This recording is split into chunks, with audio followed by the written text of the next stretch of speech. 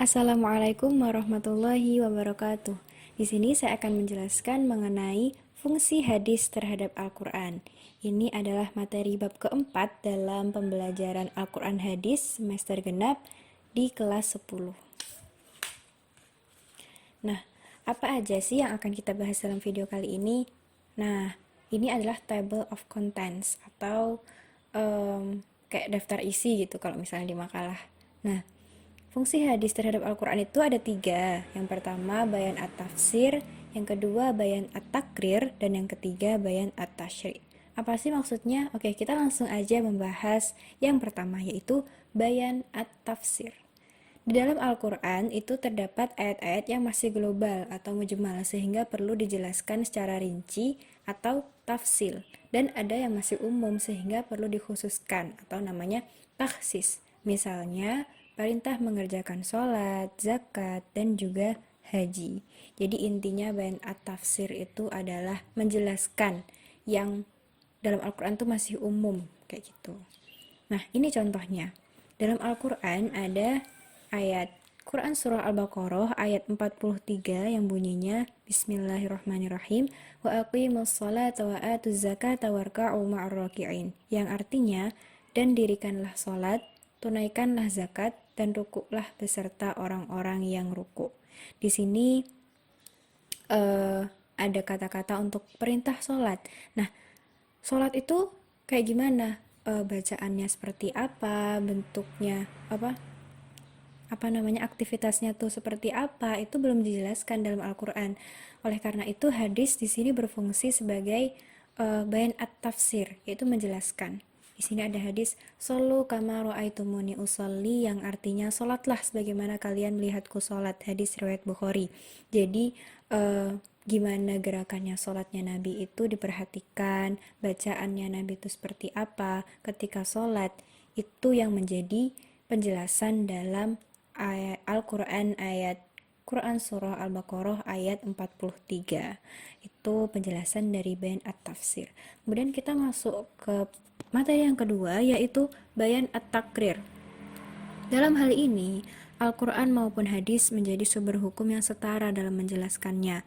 Hadis memperkokoh, menetapkan, dan mengungkapkan kembali keterangan yang terdapat dalam Al-Quran.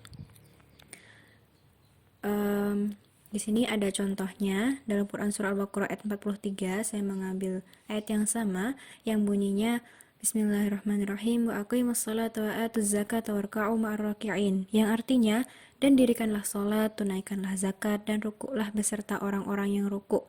Terus kemudian hadisnya, di sini saya mengambil hadis riwayat Bukhari